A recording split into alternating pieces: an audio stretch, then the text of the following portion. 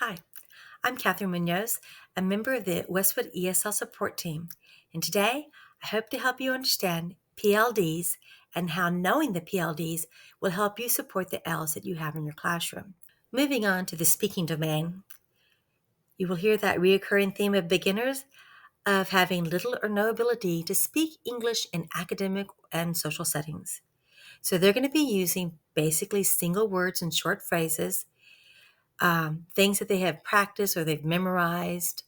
They're not going to want to speak, and they will quickly give up any attempt to communicate if they can. When they do, they're going to use a limited bank of high frequency words. They're going to use concrete vocabulary. Um, they're not going to have the proper grammar to be able to to make sentences and connect ideas together. Their pronunciation might even be hard to understand. For these students, you're going to want to help them build their vocabulary and give them sentence stems so they can practice speaking in sentence stems. So if everybody is going to be giving an answer in class, give them the sentence stem that can help them verbalize out loud their answer. And give them time to figure it out and practice it before they have to do it out loud. With beginner speakers, a lot of teachers say, we don't want to make him talking out loud. We know he doesn't feel comfortable right now. And he might be at a silent stage right now, but you need to continue to give him opportunities to speak out loud. Maybe not in front of the whole class, but to a partner next to him. And he needs to be practicing in English.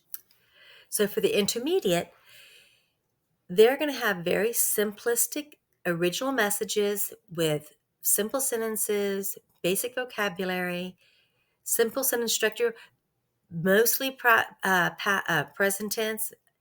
The pronunciation might be kind of difficult to understand. People that are accustomed to talking with L's will be able to understand them, but others may not. You may just have to ask them to slow down, or if they say a word incorrectly, you might just want to, say it back to them in the correct way. So if they say, I don't have a chair, you might say, do you need a chair? Here's a chair. You can sit in this chair. So you're showing them how to say that word without drawing attention to their saying it incorrectly. You're just giving them the example of how to say it.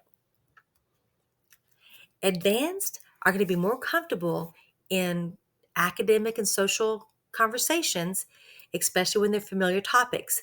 You might see that they have to pause or restate or repeat, or they might even be looking for the words that they want to use in their language, in their conversation. They're going to be having more complex sentences, and they're going to be including more complex grammar features. At this point, most people, whether they work with L's or not, will be able to understand what they're saying. They might make a few minor errors, but it won't be anything that will impede them being able to communicate with others.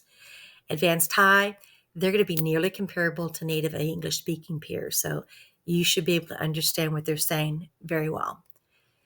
Just like we have ELPs for listening, we have ELPs for speaking.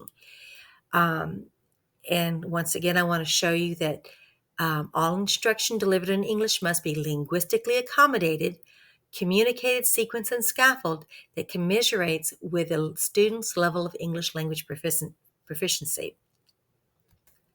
Remember that with an L in class, you are now providing speaking opportunities with purpose.